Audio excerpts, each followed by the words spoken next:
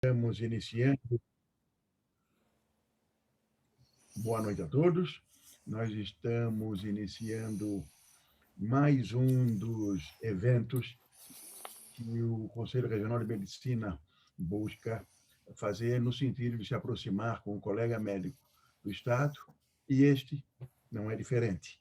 O momento da ética vai acontecer nas quartas ou quintas-feiras últimas de cada mês.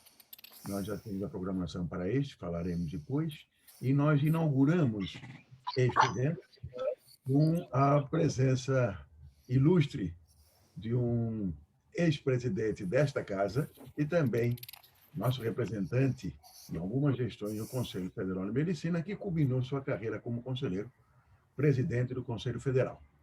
Então, muito obrigado a todos. Este evento serve para também alguns colegas cumprirem suas obrigações para com o Conselho, por isso eu peço que deixem as suas câmeras abertas para que a gente possa fazer a devida constatação e, sem mais delongas, passo a palavra ao nosso presidente, doutor Daniel Pilado, para que faça a apresentação, a abertura e a apresentação do nosso convidado ilustre. Muito obrigado. Muito obrigado, doutor Anastácio. Muito boa noite a todos. É uma enorme satisfação estar aqui. Inicialmente, eu gostaria de parabenizar essa iniciativa. Eu sei que foi você, Anastácio, que tomou parte disso, que encabeçou toda essa ideia. A Graziela está ajudando e todos os conselheiros estão ajudando nesse sentido. Então, eu gostaria de agradecer a vocês por essa iniciativa, uma iniciativa ótima, uma iniciativa excelente. Vai ajudar alunos de medicina, residentes, médicos, inclusive nossos médicos que devem alguma coisa, algumas aulas ao conselho. Então, nesse sentido, também ajuda muito. Eu gostaria de avisar que essas aulas, a partir de agora, serão mensais. Os temas serão dos mais atrativos ao médico, desde a parte um pouco mais filosófica, mais ética, mas também vai abranger a parte mais prática, como preenchimento de documentos médicos, preenchimento de receitas, preenchimento de atestados, telemedicina. Então, já tem uma programação muito boa, muito prática para o médico. Isso vai ser bem interessante, essa é a primeira aula. E não tem nenhum tema melhor para começar esse ciclo de aulas, esse ciclo de discussões, que o Código de Ética Médica. Então, todos vocês sabem que o Código de Ética é a nossa Bíblia, é o que guia a nossa medicina, a nossa prática médica. Esse código defende princípios, aperfeiçoa a prática médica. Pode, assim, parecer até algo simples de se fazer, mas isso é fruto de uma longa discussão que vem de vários anos, essa discussão. Para vocês terem uma ideia, o último Código de Ética, o Código de Ética Médica atual, de 2018, foi fruto de discussão de pelo menos 3 anos. O Conselho Federal abriu possibilidade dos médicos de todo o país mandarem suas sugestões para ser acrescentadas a esse código de ética, e isso é extremamente discutido. Provavelmente o doutor Roberto vai falar sobre isso, que cada palavra, cada vírgula, cada ponto é muito discutido, pode gerar interpretações diferentes, então todo cuidado é tomado. Isso é feito por médicos, por juristas. Então, foi uma ótima escolha. Eu gostaria aqui de agradecer imensamente a participação do Dr. Roberto Dávila. Como a Anastácio falou, é ex-presidente dessa casa, é ex-presidente do Conselho Federal de Medicina. Então, não tem ninguém melhor para falar sobre Código de Ética Médica que o Dr. Roberto. Então, Roberto, eu gostaria de agradecer imensamente a tua participação. A gente fica muito honrado em te ter novamente nessa casa, falando para a gente, ensinando. Além de ser o nosso professor da faculdade, ainda continua ensinando a gente durante muitos anos. Então, Roberto, eu passo a palavra para você. Agradeço muito a tua participação e é uma honra tê-lo aqui conosco. Muito obrigado, Dr. Daniel Hortelado, nosso ilustre presidente do Conselho Regional de Medicina de Santa Catarina. É uma honra. Eu fiquei muito feliz com o convite que o Dr. Anastácio me fez. Penso que teríamos, com certeza, um conselheiro, ou o próprio Dr. Anastácio, ou o presidente, ou outro conselheiro que poderia falar da mesma maneira sobre o Código de Ética, e eu fico muito agradecido, muito honrado por ter sido escolhido. Eu prometo que eu não vou apresentar nenhum slide, nenhum diapositivo, nenhuma imagem.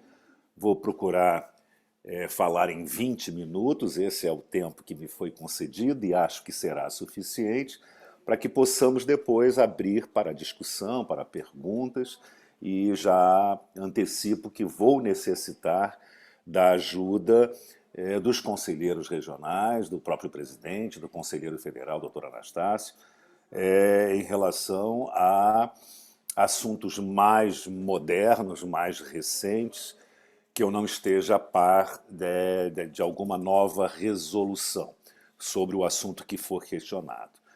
Mas eu tenho um carinho muito grande pelo Código de Ética e vou explicar por quê rapidamente, porque tive também a honra de participar da realização do Código de 1988. Ele foi discutido durante o ano de 1987 e foi votado em dezembro de 87 no Rio de Janeiro, numa grande conferência de ética médica, e passou a vigorar imediatamente. Foi publicado em janeiro de 88. Era uma época muito interessante, a época da Constituinte, a época de uma nova Constituição, a época do SUS começando, o INAMP se transformando em SUS. Então, ela foi muito marcante, mas ainda o código não trazia, não atendia todas as nossas necessidades, que se tornaram evidentes nos anos subsequentes. Então, em 2006 para 2007, foi criada uma comissão para elaborar um código novo, não necessariamente um código novo, mas a avaliação inicial era de que necessitava de uma ampla reforma, e foi praticamente construído um código novo, e tomamos a decisão, ao aprovar o código em agosto, setembro de 2009, ele entrou em vigor 6 meses depois, em abril de 2010, recomendando que fosse revisto a cada 5 anos, porque praticamente 20 anos haviam se passado, 30 anos haviam se passado, 20 anos, mais uma vez, 87, e depois 2007, 2006, 2007 e 2008, as discussões ocorreram para aprovação em 2009. Então, eu tive a honra de participar do Código de 87, que entrou em vigor em 88, do Código de 2010, que foi discutido durante quase 3 anos, e desse Código também de 2018, que também foi discutido em quase 3 anos, 2 anos e meio, 3 anos. Então, já são 3 códigos, e nesse período eu tive a oportunidade de ler códigos de ética de outros países, europeus, sul-americanos, e foi muito interessante chegarmos a este novo código, o que está em vigor, e mesmo sabendo, e essa foi uma decisão muito sábia, de que eles precisam ser revistos a cada 5 anos, tal a velocidade de mudanças sociais. Essa pandemia, inclusive, acelerou um processo, e podemos falar isso depois, em seguida, das consultas virtuais, e aí nós precisamos discutir essa regulamentação mais eficaz, mas é um assunto que realmente é muito interessante, porque o código anterior, de 1984, e vejam que em 88 entrou um novo, ele tinha sido feito dentro de um gabinete por 10 pessoas, 12 pessoas, conselheiros federais em Brasília, e não atendia às necessidades. Logo se tornou obsoleto, ficou defasado da realidade social, da cultura, da moralidade nos anos 90 e nos anos 2000. Daí a importância de rediscutirmos a cada 5 anos se a moralidade continua a mesma, para evitar o excesso de resoluções e resoluções.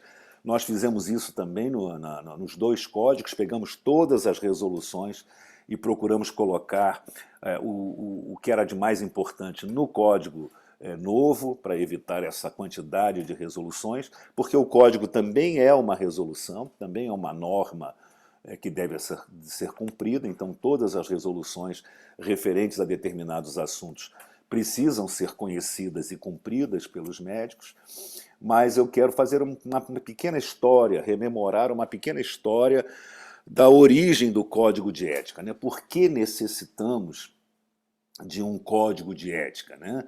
Não são muitas, nem todas as profissões têm um código de conduta, e muitas delas passaram a ter baseadas no nosso exemplo. Na verdade, na década de 40, primeiro tivemos um código de ética do próprio sindicato, na década de 20 do século passado, e depois do Código da Associação Médica Brasileira, mas após a criação dos Conselhos de Medicina pela Lei 3268 de 1957, essa lei que criava os conselhos, dava aos conselhos a competência não só de inscrever, mas de autorizar os médicos a exercerem todos os ramos da medicina, registrarem seus diplomas, suas especialidades, elaborar um código de ética e julgar e punir, se fosse o caso, os médicos que infringissem esse código, que eu chamo de código de conduta, código comportamental, na verdade, um código de moral médica. Ele reflete a moralidade circunstancial, momentânea, naquela determinada época, porque ele é um código meramente de comportamento. Por isso, ele tem artigos, e isso foi uma grande discussão nossa, filosófica e em termos de filosofia do direito, porque, por exemplo, o Uruguai tem um código de princípios, então é um código de ética. Portugal tem um código de princípios também. A maioria, um grande número, não vou dizer a maioria, mas um grande número de países, o código é de princípios. Mas fui convencido pelos juristas que fizeram parte dessas comissões, principalmente no código de 2010, eles nos convenceram de que no direito brasileiro há necessidade de nós termos a tipificação de uma conduta para que se possa, então, punir e também aplicar uma pena, né? Eles usam um brocardo jurídico que diz assim: nulla pena, nulo crime, sine previa lege. Ou seja, é nula a penalidade, é nula o crime se não houver uma previsão legal daquele ato típico. Então, era necessário termos as condutas tipificadas e que, se houvesse a infração a essas condutas, que são aquilo que minimamente é exigido dos médicos, é a moral mínima, como nós chamamos, ou moralia mínima, é o mínimo que ele tem que obedecer, e os princípios seriam a moralia máxima, o ideal, aquilo que devemos sempre buscar como o ideal a ser atingido. Então, os princípios estão mais no campo ético, porque são princípios viscerais, por exemplo, o respeito à dignidade humana, o respeito ao pudor do paciente, a obrigação do sigilo, a confiança, o que a gente chama de obrigação fiduciária, ou seja, pelo paciente depositar em nós toda a confiança, eles entregam o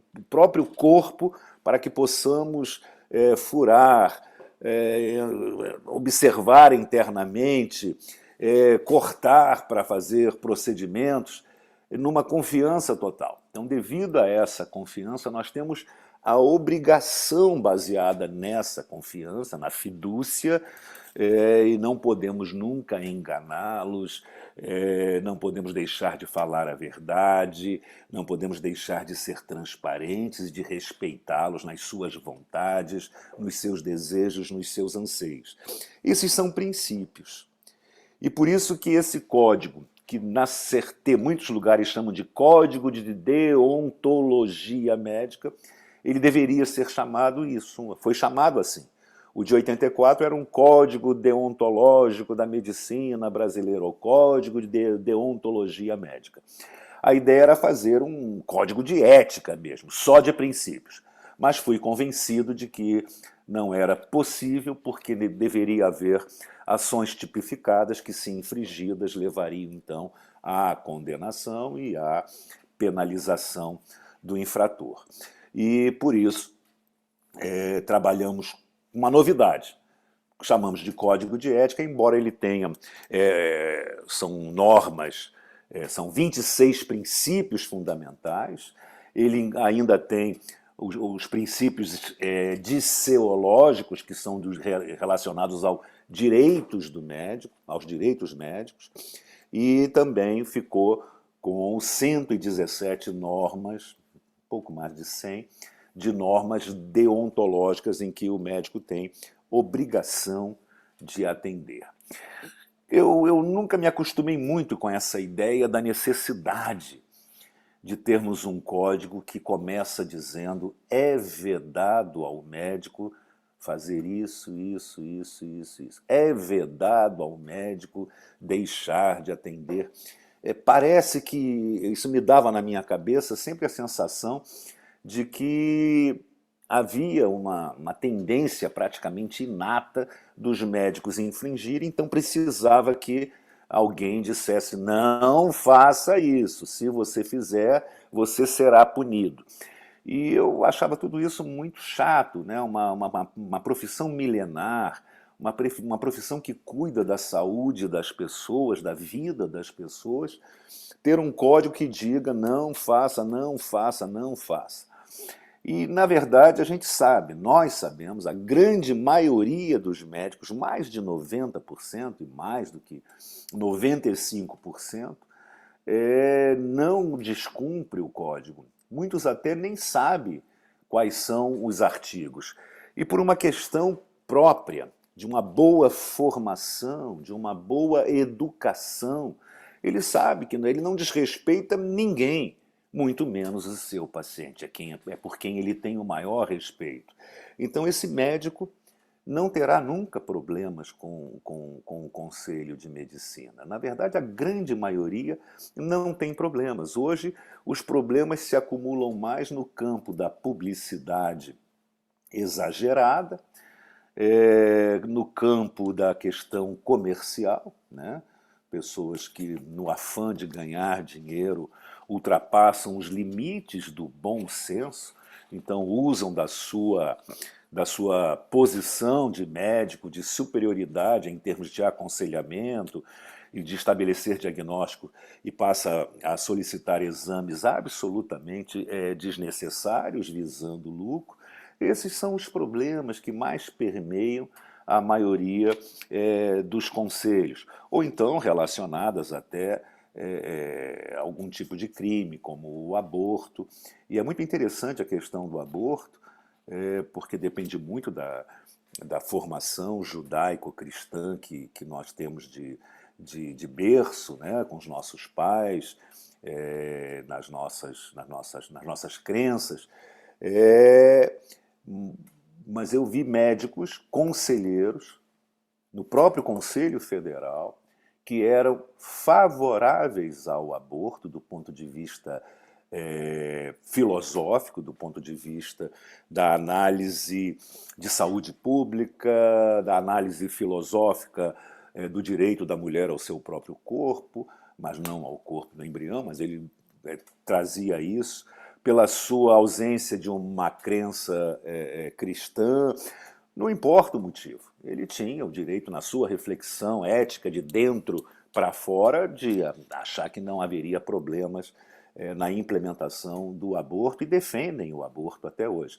Mas ele, quando tinha casos de aborto em julgamento no conselho, ele condenava todos os médicos. E ele explicava aquilo por uma questão muito simples, porque quem fazia o aborto não fazia por uma questão de crença interna, de uma reflexão profunda, ética, com justificativas razoáveis, mesmo que não se concordassem com nós, não concordássemos com elas, mas porque fazia daquilo um comércio, né? Explorava a necessidade, mas para ganhar dinheiro, usando ainda, fazendo ainda, participando de um crime previsto na legislação brasileira, e o Código é muito claro com isso, que o médico também infringe ao Código de Conduta quando ele pratica um crime. Agora, é analisado dentro, são os seus atos, a sua conduta, o seu comportamento, dentro da profissão, do exercício da profissão médica. Essa é a análise que nós fazemos. É muito difícil analisar a conduta de um médico quando ele não está exercendo o ato médico. Se ele pratica um crime, se ele dirige bêbado, atropela, ele não está no exercício da medicina. É deplorável que um médico dirija bêbado, mas ele tem que ser condenado pela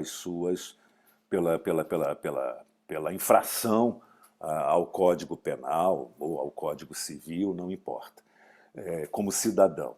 Mas como médico, e a lei é muito clara, diz que só os conselhos de medicina podem julgar os médicos pelo seu comportamento no exercício da profissão. E a grande novidade do Código de 2009, que entrou em vigor em 2010, e esse, inclusive, manteve, é que nós avançamos. Por exemplo, foi incluído os professores, porque tivemos alguns casos, é muito interessante, professores com dedicação exclusiva na universidade, na enfermaria, vendo pacientes como com os seus alunos, ele dizia: não, eu só sou professor, eu não sou médico, não me inscrevo nem no Conselho de Medicina. E era uma maneira dele ficar fora do alcance dos conselhos. E foram incluídos também, mesmo aqueles que não tinham atividade clínica lá fora, consultório, mas trabalhavam como professores de médicos, então eles praticavam, né, o ensino médico, manuseando, atendendo pacientes na enfermaria, prescrevendo. É claro que ele era médico, não havia dúvida, mas ele se recusava. Pode parecer brincadeira, mentira, mas aconteceu isso já há uma época. Aqueles da pesquisa, aqueles dos cargos de gerente, né, os chefes principalmente no serviço público, alguns queriam ficar fora do alcance do conselho e diziam: não, eu sou o gerente médico, eu sou secretário, o código não me alcança. Alcança sim, porque ele tinha chegado a secretário e tomava decisões, elaborava normas administrativas que interferiam no atendimento da população, no atendimento médico, então ele também era responsabilizado. Então isso foi um avanço devido às mudanças culturais e a presença mais forte da atenção pública, da saúde coletiva. Então tudo isso também foi incorporado. Então o código é uma conquista da sociedade, né? Ele é tão antigo quanto a nossa profissão no início da regulamentação dela, e a gente pode dizer que Hipócrates, 400 anos antes de Cristo, elaborou aquele texto, e o juramento de Hipócrates, que não é nada mais, nada menos do que o precursor, o protótipo do atual Código de Ética Médica. Claro que ali é mais um código de princípios, mas também é um código de conduta. Ele também diz: olha, quando entrar na casa da pessoa, feche os olhos, não abuse disso, não faça isso. Ele também tem as normas ali de orientação de como o médico deve se comportar. É muito interessante que eu recebi já uma consulta de alunos perguntando se eles queriam mudar o código que eles leem no dia da formatura, queriam um código mais moderno, que esse código é muito antigo, o código do juramento hipocrático, não tem nada a ver, coisa e tal. E, e eu já sei que existem escolas que atualizaram o código de ética, mas eu ainda sou uma pessoa ainda muito presa a tradições, até porque quando você conhece a história, você acaba entendendo o porquê de determinadas tradições, a importância dessas tradições. E conseguir convencê-los de que não fizessem isso, que continuassem presos à tradição. A medicina é uma profissão que se manteve ao longo de 2000 anos com pouca eficácia do ponto de vista terapêutico. Se nós pensarmos bem, a medicina só começou a dar saltos. O primeiro salto dela foi em meados do século XIX, com Claude Bernard, quando ele começa a fazer a questão do método científico e a tentar objetivar aquilo que era subjetivo. Então ele passa a fazer medições e aí aparecem toda a questão da teoria microbiana, antimicrobiana. Então nós começamos a ficar mais cientistas, mas até meados do século XIX, 1850, usávamos sanguessuga, usávamos sangria. Não fazíamos fazíamos amputações, fazíamos cauterizações a ferro quente, incandescente, mas nós éramos muito pouco eficientes. Mas tinha uma coisa importante, que era a nossa presença. Era isso que dava, era isso que tornava a medicina esse algo. Chegou o médico. E só em você colocar a mão no paciente e falar, fique tranquilo, tudo vai melhorar, calma, é assim, é assim. Aquilo já criava uma expectativa e o paciente se acalmava e, se tivesse que morrer, morria pelo menos acolhido, em paz, junto aos seus.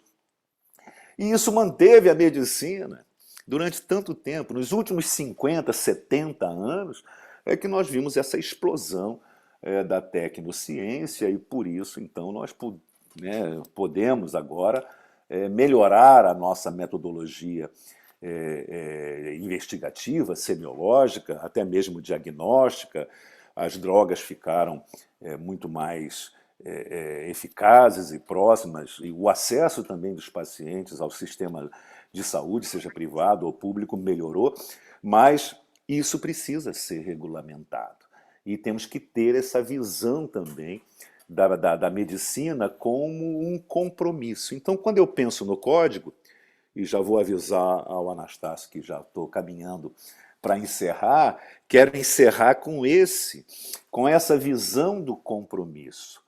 O código ele é um compromisso do médico, quando ele faz o juramento, quando ele se registra no conselho, recebe o seu número, ele está assumindo um compromisso com a sociedade, porque ele tem um papel social importantíssimo de esclarecimento, de investigação, de estar disponível, uma série de compromissos que ele estabelece com a sociedade, com o paciente, na relação tão singular, tão especial, né? Na hora que ele não vê o corpo só como biologia, mas ele vê o corpo como biografia, como uma história de vida que pode até justificar por que eu adoeci por causa dessa vida e todo o simbolismo que carrego, que cada paciente carrega.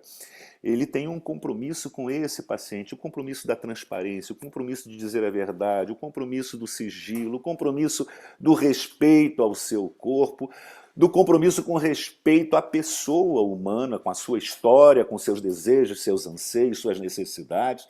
Então é uma coisa tão bonita, tão importante, que cada jovem ao se formar, e todos nós ao renovarmos esse compromisso, deveríamos nos lembrar desse compromisso com a sociedade, do ponto de vista coletivo, mas do ponto de vista individual, singularmente com cada um dos pacientes que confiam em nós e nos procuram.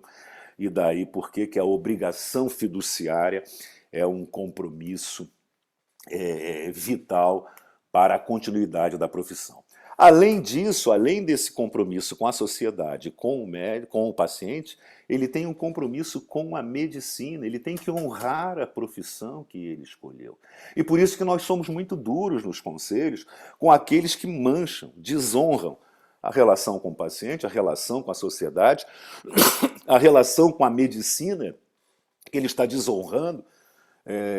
Ele tem que zelar também pela boa prática profissional e pelo bom nome da profissão, e também em relação aos seus colegas também. Então, na verdade, é um quádruplo compromisso. Sociedade, paciente, medicina e com os colegas. Eu prometo honrar o meu exercício profissional, prometo fazer com que a medicina continue grande, prometo respeitar o paciente, prometo fazer tudo para o desenvolvimento de um bom quadro, de uma boa saúde para todas as gentes, para todas as pessoas, participando em esclarecimento. E daí por que quando a gente vê uma propaganda no TikTok e fazendo não sei o que assim, isso nos deixa nauseados. Eu fico aborrecido, aquilo me aborrece. Porque eu digo, não é possível, esse jovem...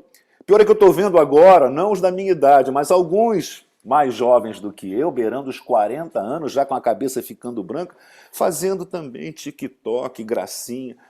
É um espanto, porque não é esse o papel, na minha opinião, que as pessoas esperam de nós.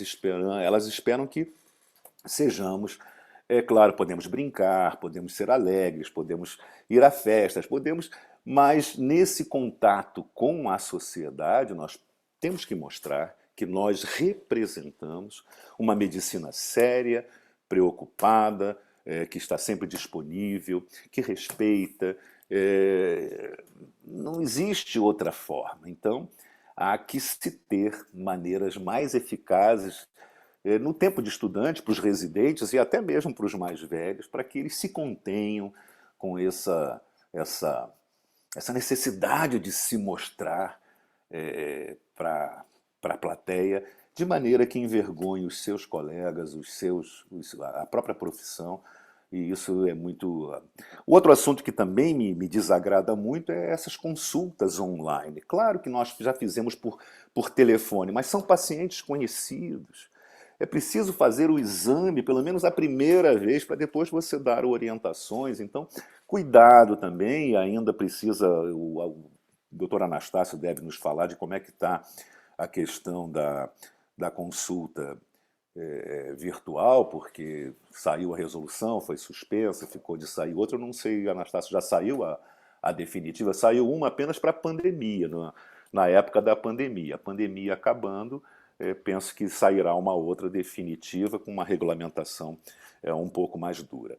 Mas, de qualquer maneira, é isso. Então, eu termino dizendo da minha alegria, do meu orgulho de ser médico, de ter participado de uma profissão tão linda, de não ter aborrecido, não ter envergonhado os meus pares, que eles tenham se sentido com a minha participação também juntos, formando um conjunto de pessoas que se preocupam com o outro e com a própria, o bom nome da nossa profissão. Que as pessoas que eu tenho atendido também tenham se sentido respeitadas. Mas tudo que eu tenho, tudo que eu sou, foi essa profissão maravilhosa. Eu fui o primeiro médico da minha família, né? Nos meus irmãos, meus primos, eu fui o primeiro, de origem simples, e também é a única família ainda que mantém uma sequência. Eu tenho 2 filhos que são médicos e tenho agora uma neta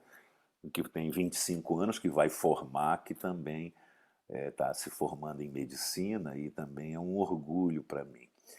De qualquer maneira, eu penso que cumpri a tarefa que me foi dada e espero poder ajudar em algumas perguntas, algumas dúvidas que surgirem.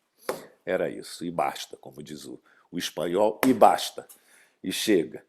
Sassufi. Obrigado, doutor Roberto, belíssima. É uma conferência em forma de conversa.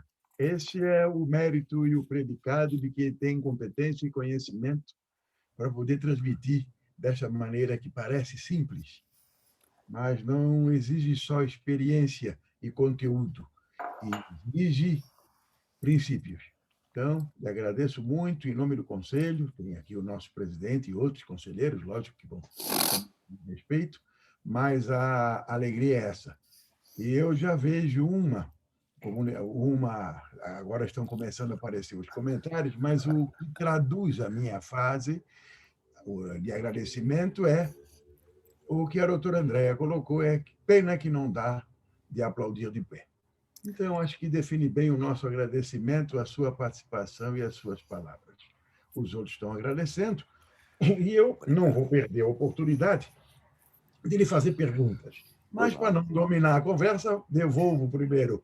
Eu tenho uma resposta a lhe dar da telemedicina, eu sei. Isso. Vou passar para o nosso presidente para ver se ele quer começar com as perguntas. Enquanto isso, eu vejo aqui no chat se temos outras. Muito obrigado, Anastácio. Doutor Roberto, na verdade, a gente não tem palavras para agradecer. Realmente, como o Anastácio falou, parece algo simples, é um bate-papo, é uma conversa. Eu acabei de escrever ali que, na verdade, não foi uma aula, foi uma conversa, foi um bate-papo, mas assim, de forma muito natural, que parece uma coisa muito fácil, mas assim, realmente a gente só tem a agradecer. O que eu queria voltar assim um pouquinho mais, na verdade, eu já tinha, no começo da nossa da aula, eu já tinha pensado nisso, e ao final tu desse a opinião que eu precisava. Eu queria que tu falasse, talvez, Roberto, um pouquinho mais sobre essas questões que são assim um pouco limítrofes ao Código de Ética Médica. Porque a gente sabe que tem algumas coisas que não está infringindo, mas é feio, é mal educado, é de mau gosto. Por exemplo, as dancinhas, né? Então, assim, se a gente for ao pé da letra, talvez não infrinja, só que assim, beira o mau gosto, beira a falta de educação, a falta de respeito com os colegas. Então, eu já ouvi a tua opinião, eu queria que talvez falasse um pouquinho mais sobre isso. O que tu acha, Roberto? Eu sou muito rigoroso com isso, né? A primeira vez que eu vi as primeiras danças que assisti, eu fiquei tão chocado. E tenho visto, inclusive, em estudantes de medicina, mas vá lá, é estudante de medicina, embora também tenha que começar a se acostumar com o que vai ser quando formar. De qualquer maneira, são muito jovens, são estudantes e o código do estudante de medicina não tem um valor para uma punição. Mas penso que deveria haver esclarecimentos. Acho que a gente tem que aumentar muito a nossa capacidade de, nas escolas médicas, falar, olha, cuidado com isso.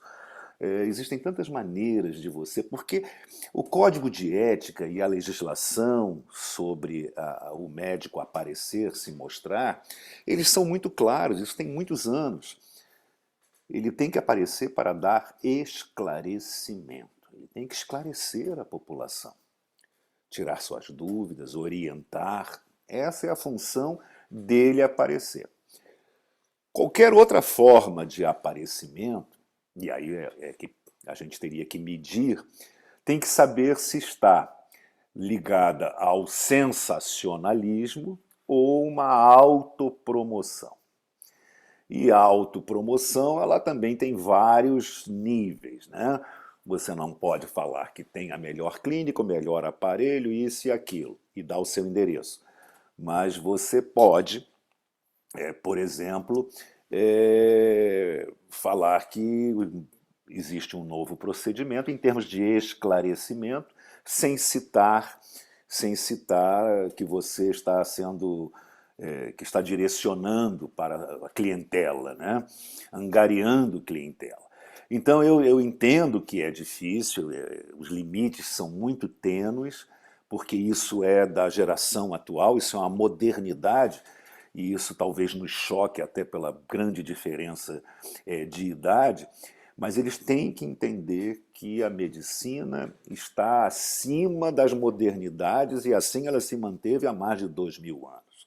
Então há um núcleo pétreo que é a tradição, a nobreza da profissão, o respeito que nós temos que ter pelas pessoas, que nos impede de ficar aparecendo numa coisa feita especialmente e aí e aí começam a falar de uma série de assuntos médicos, aí faz assim a ponta, aí aparece um negócio escrito, aí já vai para outras áreas. Eu penso que é excessivo, eu penso que, sendo constatado isso, deva haver uma manifestação, inclusive na universidade, aos alunos, ou solicitar aos colegas que trabalham, que são professores, que falem sobre isso, ou o conselho pede para dar uma palestra num evento qualquer, mas eu penso que a gente precisa esclarecer. Eu não me agrada ver, porque se fazem isso como estudante, vão fazer como médico, como tem muito médico fazendo. Vocês sabem que eu gosto de cantar, né? Eu canto em casa, né? Eu tenho umas músicas que eu gosto de cantar, e eu junto com a minha mulher, eu junto com o meu neto, com a filha, e tem vídeos que são gravados lá no estúdio e que correm no Facebook, mas eu nunca estou dando risinho e dando tchauzinho e fazendo assim. É uma coisa minha, pessoal. Ali eu não sou médico, ali eu sou um cidadão que gosta de cantar e procuro ser o mais contido, o mais discreto, para não gerar nenhuma... Olha, o Roberto ali foi presidente do conselho, agora fica cantando. Vocês pensam que eu não me preocupo com isso? Eu me preocupo com isso. Será que é adequado que eu apareça numa gravação? Mas é uma gravação que não tem sentido comercial, e é feito com os filhos, ou até mesmo sozinho, apenas para registro no professor, tanto que eu já saí dessa aula de música com a minha mulher, era o professor, o Alexandre Green, excelente, mas para evitar até que possam querer comparar com o TikTokzinho, dancinha, alguma coisa assim que não me parece adequado. Eu quero dar esclarecimentos, eu digo, olha gente, hoje o assunto é código de ética, é esse, e posso falar em qualquer ambiente, falaria sempre a mesma coisa. Eu não preciso ficar fazendo dancinha para falar de nenhum assunto médico. Então penso que é um excesso, passa do limite, e para os estudantes deve ser feito até uma solicitação à universidade, porque é fácil de identificar, todo mundo sabe quem são essas pessoas. Esses médicos que fazem TikTok e fazem propaganda do seu consultório, mais, alguns chegam a fazer gracinhas. Agora eu vou atender um paciente assim, assado. Agora, paciente desmarcou. Que chato, eu não aguento mais paciente que desmarca. Umas coisas assim, sem pé nem cabeça. E eu penso que deve ser feita por exemplo, a um médico que apareça inadequadamente, ele tem que receber uma chamada, tem que se explicar e uma orientação para que ele não faça mais aquilo, a próxima. Eu acho que é assim que se corrige. Eu sei que serão muitos casos, eu sei que tem que colocar um funcionário só para assistir TikTok, Instagram e Facebook, mas eu não vejo, principalmente o Instagram, mas eu não vejo outra saída. Eu acho muito inadequado e penso que o sistema deveria ter mecanismos de contenção desses excessos. Tá bom, presidente? Obrigado, Roberto. Tá ótimo, Alguém muito obrigado. deseja fazer alguma outra pergunta? Então, eu tenho uma pergunta. Pois não. Interprete com boa intenção, mas eu vou fazer uma pergunta de extremos. Eu gostaria de saber qual foi a tua maior alegria, emoção, e não só enquanto médico, mas enquanto coordenador de algumas versões do nosso código e também a tua situação mais inusitada. Os dois extremos.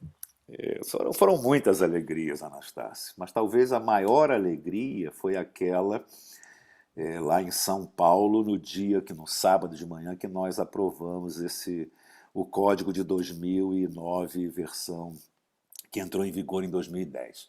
Porque foi um trabalho exaustivo, foram 2 anos e meio, quase 3 anos, pela primeira vez abrindo para consulta popular, claro, eram instituições, mas a sociedade civil foi intimada a colaborar e mandaram a OAB e muitas outras sociedades civis, elas mandaram as suas sugestões, então filtrar aquilo tudo foi uma mudança muito grande em relação ao Código de 88 e quando então... E você sabe que eu fui voto vencido, né? Eu queria uma ampla na questão daquela frase. Eu sempre gostei de pensar um pouco mais à frente e me incomodava aquela frase que diz que o paciente tem autonomia, sempre tem que ser respeitada essa autonomia, exceto no risco de vida.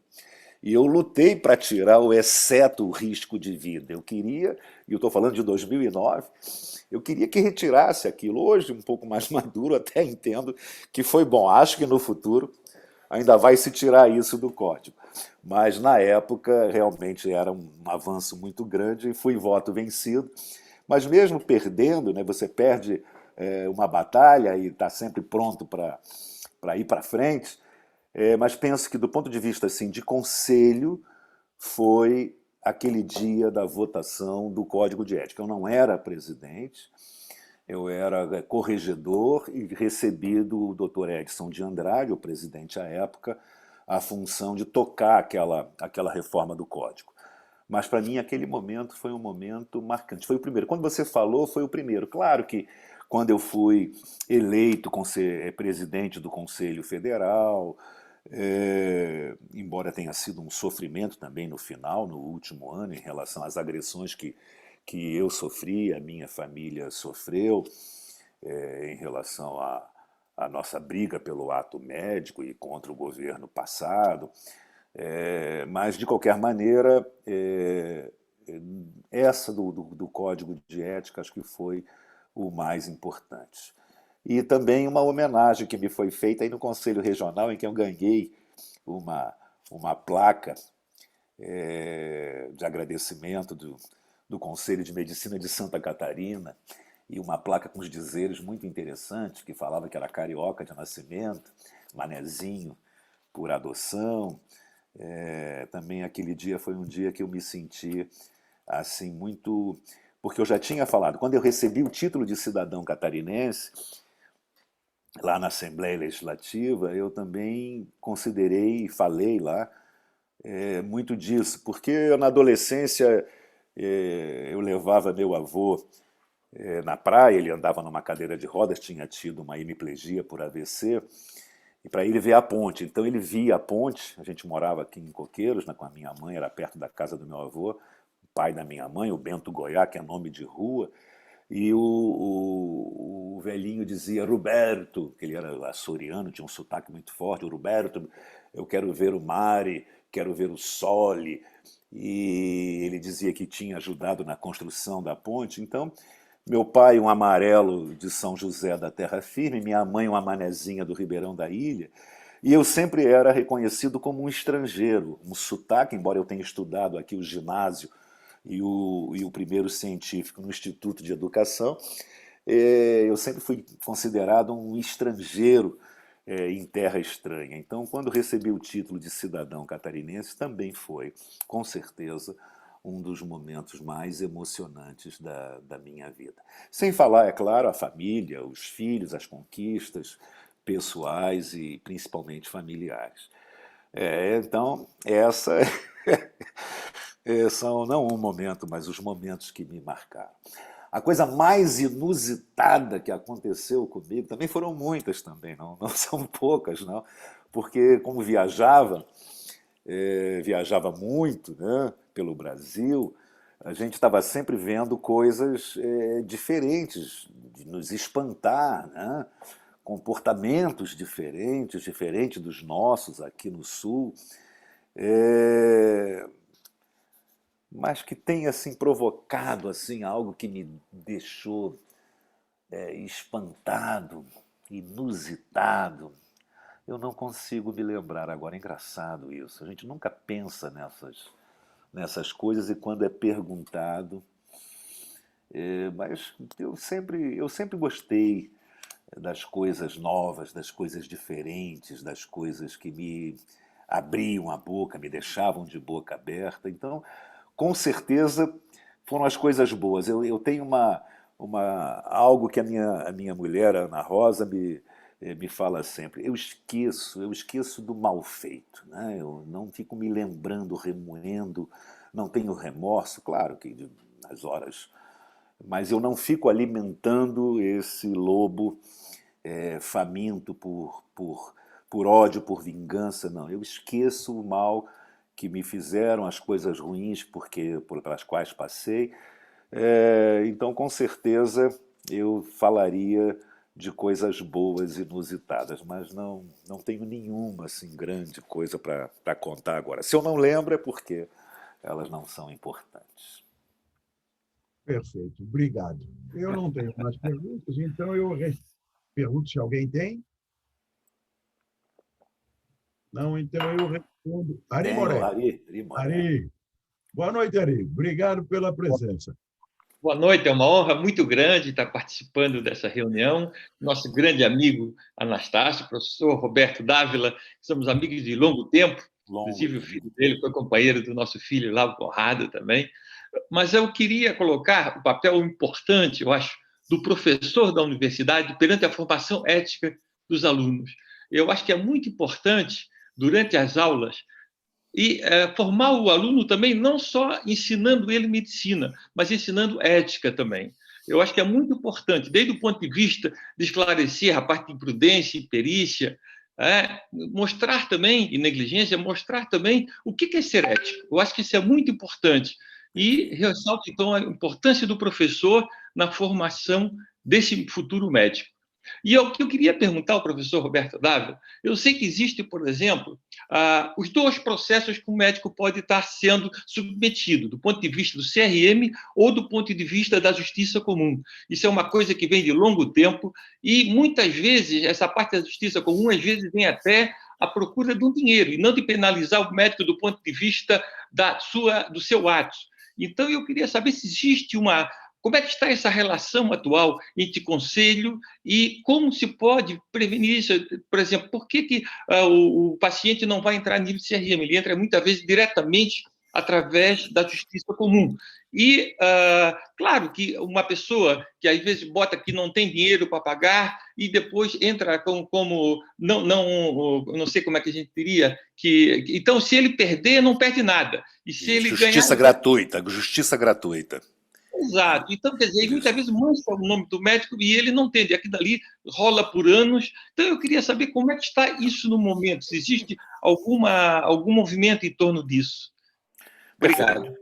É uma alegria enorme. Eu e o Ari estudamos juntos no ginásio. Fomos da mesma turma no 2º e 3º ginasial, lá no Instituto de Educação. Então, eu lembro muito do Ari naquela época, continuamos nos relacionando ao longo de nossa vida. Nossos filhos estudaram juntos, o Arizito, como a gente chamava e chama, e o Conrado. Então, uma alegria enorme, Ari, te encontrar aqui. Nem imaginava que você pudesse assistir essa live, mas obrigado pelo teu carinho. Ari, você está cheio de razão. Realmente é algo estarrecedor o número de processos, vem aumentando o número de processos, né, na justiça, até porque também aumentou o número de médicos, e é natural, numa proporção que se mantém, que isso também aumentasse. Agora, o médico pode ser julgado no conselho do ponto de vista ético-profissional, pode ter um processo administrativo dentro da repartição, se ele é funcionário público, então ele é funcionário do município ou do estado ou do governo federal, ele vai sofrer também um processo pelo mesmo ato, um processo no conselho, um processo administrativo no local de trabalho, no serviço público, um processo criminal, se está relacionado à imperícia, imprudência e negligência, e um processo no civil, tanto na justiça criminal quanto na justiça civil, em relação à reparação de dano. Se houver dano, a pessoa vai, e se for por imperícia, imprudência e negligência, de qualquer maneira, ela vai querer uma reparação desses danos. Qual é a nossa experiência? A nossa experiência é um bom relacionamento com o judiciário. Por exemplo, quando a maioria dos presidentes, sequencialmente, um depois do outro, visitam o Tribunal de Justiça no Estado. Eu visitei o Supremo Tribunal, tive longas conversas com o ministro Aires Brito. O ministro Aires Brito foi convidado, hoje já aposentado, foi convidado. Era um poeta, era um homem elegante, um filósofo, um outro naipe naquela época. E ele esteve nos nossos congressos de bioética e humanidades, proferindo belíssimas palestras. Então nós sempre procuramos, e penso que os outros presidentes dos conselhos regionais também estabelecem boas relações com o Tribunal de Justiça, com a Corregedoria principalmente, com muitos juízes. É uma relação muito adequada. E deve ser assim porque é importante que os juízes saibam que a nossa atividade médica é uma atividade muito especial. Ela não parece ser tão simples como são muitas questões do judiciário. Então, há que se ter essa boa relação, não só com o judiciário, mas também com o Ministério Público. Penso que os conselhos devem estar sempre próximos do Ministério Público e do Judiciário, e não sei como é que está agora, mas agora com a pandemia, não sei como é que ficou, mas o próprio Daniel Hortelado, nosso presidente, pode dizer como é que está essa relação. Mas deve-se buscar sempre uma boa relação. Agora, vimos muitas vezes médicos que foram condenados no crime, né, na imperícia, por erro médico, vamos falar de erro do médico, e no conselho foram absolvidos. Quando ele recorre ao tribunal, veja bem, há primeiro sempre uma decisão monocrática, o juiz da comarca, o juiz daquela região, que analisa o caso e condena. Ele pode recorrer ao tribunal, que aí já é uma decisão colegiada, pode ser por uma turma ou pelo plenário, mas é uma decisão colegiada, nunca é a decisão de um só. Monocrática somente a do juiz da primeira instância. E um colega, por exemplo, me lembro agora de Itajaí, nem o nome me recordo mais, mas ele foi condenado no crime, entrou no conselho, ele mesmo entrou para dizer, para que a gente observasse qual teria sido a sua conduta. Ele foi absolvido no regional, e ele entrou com o recurso ao tribunal, com a decisão do regional, e foi absolvido pelo tribunal, na segunda instância. Isso é possível.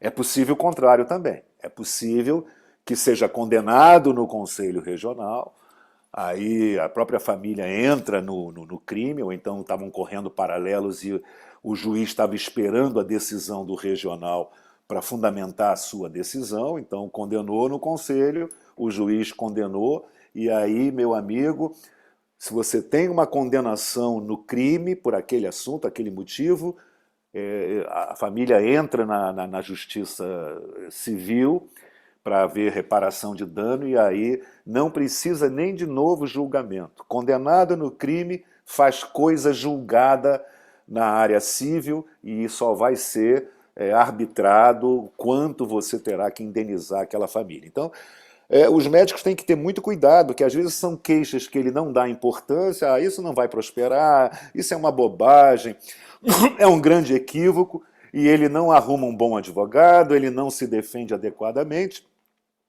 e é possível que ele venha a se incomodar com uma condenação e depois tendo que fazer também no cível a reparação do dano, se porventura ele for condenado. Mas você pode até você mesmo solicitar ao conselho que analise a sua ação, se realmente ela se ela foi inadequada. Agora, muitos juízes mandam o processo também, cópia do processo criminal para o conselho avaliar. Então, depende. O importante é que a gente esteja sempre muito atento. Eu vi, olha, foram 30 anos de conselho regional. De 1984 a 2014 eu passei dentro do conselho regional. 15 anos dentro do federal. É claro que o tempo que eu fiquei no federal e nos últimos 5 anos que eu me dediquei à presidência, eu fui poucas vezes ao conselho regional, mas foram 30 e 15 no federal. Eu vi coisas assim muito interessantes. Por exemplo,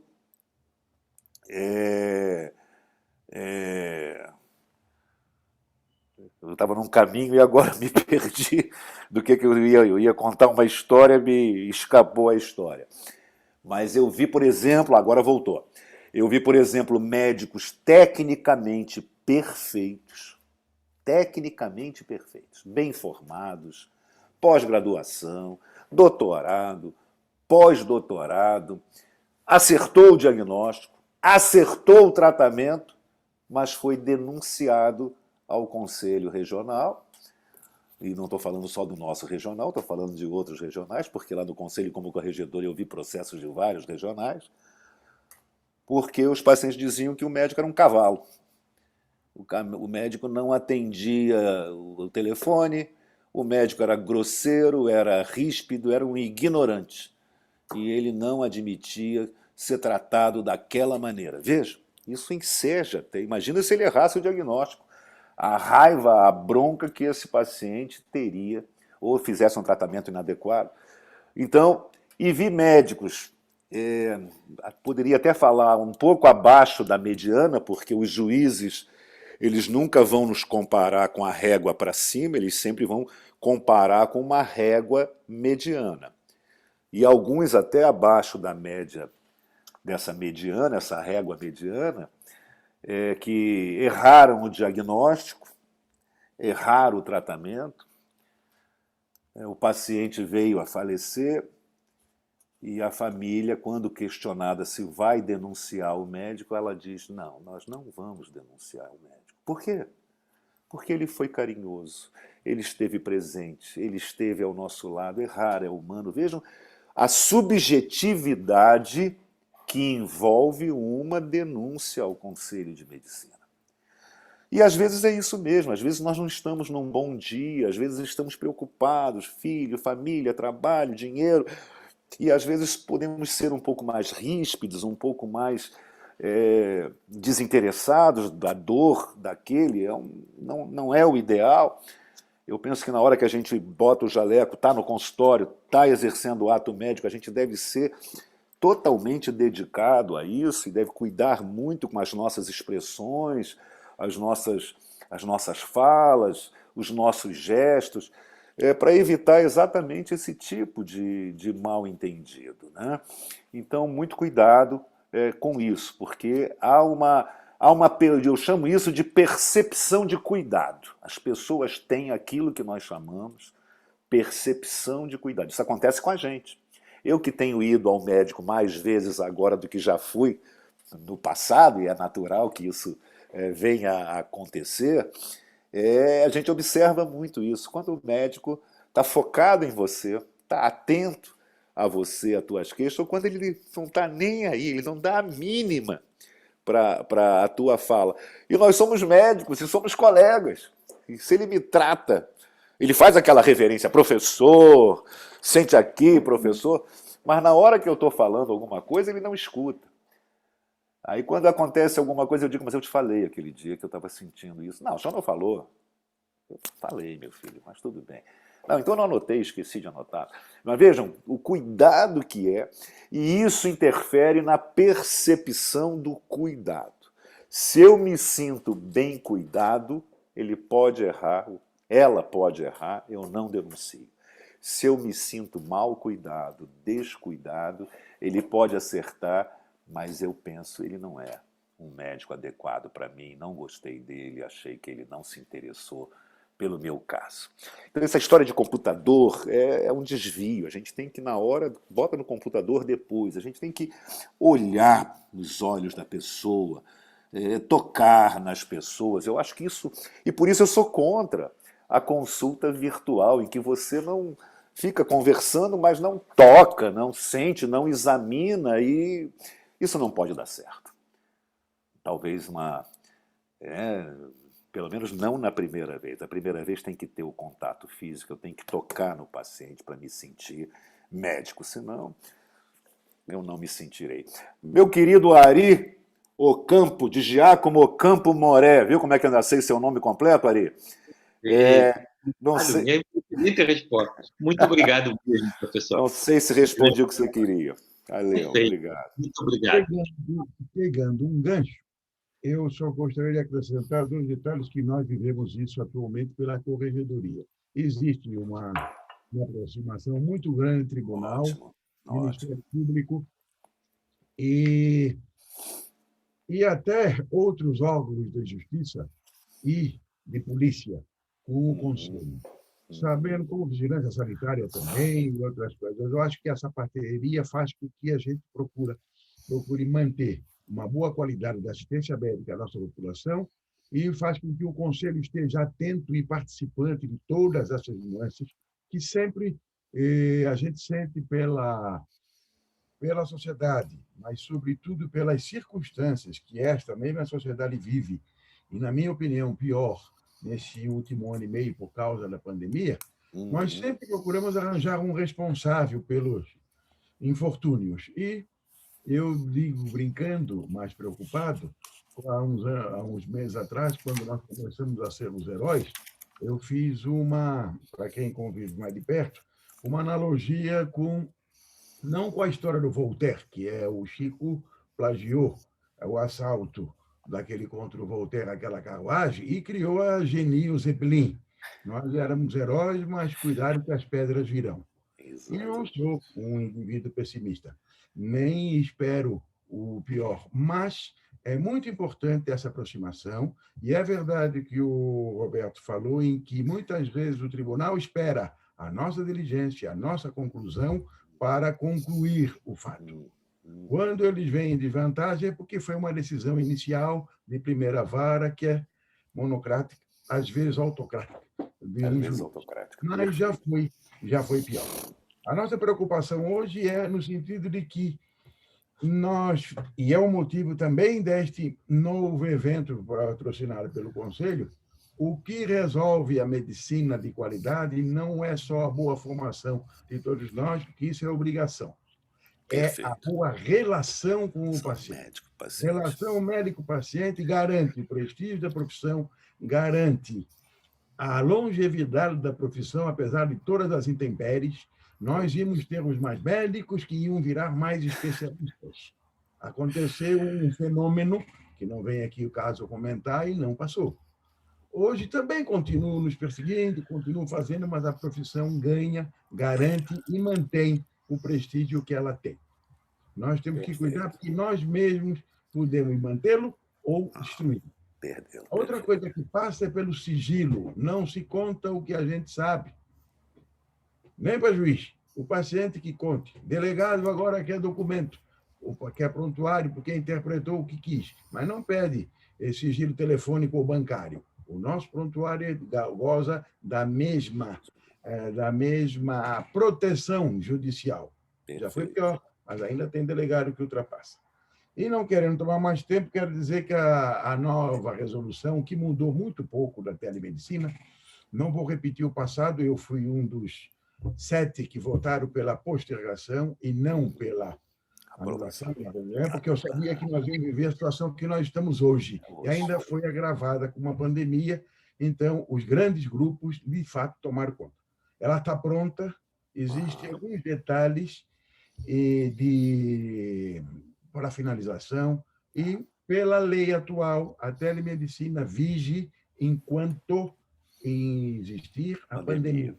Quando o governo determinar a pandemia finalizada, porque está escrito na lei, volta ao Conselho a determinação de como nós iremos praticar a medicina. Esta é a lei e sempre foi. O que acontece hoje no Congresso e por que o Conselho manda mensagem, eu mando mensagem incomodando os colegas dos diversos grupos que nós temos. Existe o Revalida, que todo mundo quer passar, Nós já formamos quase 15 mil médicos por ano no Brasil e tem mais 20 estudando fora. Então, vão ser 35 mil médicos por ano formados. Nós não temos condições. O sistema público que nós enaltecemos tanto e mostrou o seu valor durante a epidemia, não resiste um hemograma pedido por cada um dos possíveis 700 mil médicos daqui a 4 anos. Quebra fazendo hemograma ou parcial de urina. Não pense em exames caros. Não é isso. Então, a lei está pronta, vai para o Conselho, e este é o grande perigo que nós corremos hoje. O Congresso, por interferência de grandes grupos econômicos agindo na saúde, querem tirar esta determinação, este controle, essa orientação do Conselho Federal. Essa é a preocupação atual. De resto, só me resta agradecer a tua presença, agradecer a presença de todos os colegas que se dispuseram a acatar e acolher o convite do Conselho, e eu passo a palavra ao nosso presidente para que ele encerre. Muito obrigado. Obrigado, Roberto, pela deferência, pelo acolhimento ao nosso convite. Boa noite. Obrigado. Muito obrigado, Anastácio. Só me resta agradecer. Roberto, muito obrigado. A tua presença, assim, iluminou a abertura desse novo evento, desse novo ciclo de palestras. Então, foi excelente, foi um bate-papo realmente muito bom. Eu gostaria de agradecer ao Anastácio, que deu início a isso, começou a organizar, e a todos os participantes aqui, a todo mundo que teve a honra, o prazer de assistir essa aula. Então, gostaria de agradecer a todo mundo. Muito obrigado a todos e tenham um ótimo final de semana. Não sei se tu quer se despedir de todos. Não, quero só agradecer. Muito obrigado por lembrarem de mim, pelo carinho de vocês. É uma honra para mim. Um abraço em todos aí que eu estou vendo. Andréia, Graziella, o Alberton, Ari, o Fernando Graça Aranha, o Eduardo lá segurou o óculos agora, o Marcelo Gurga, todo esse pessoal que prestigiou essa noite. Então, obrigado pelo carinho. Tá bom? Então, muito obrigado, pessoal. Muito obrigado. Bom restinho de semana. Até mais. Tchau.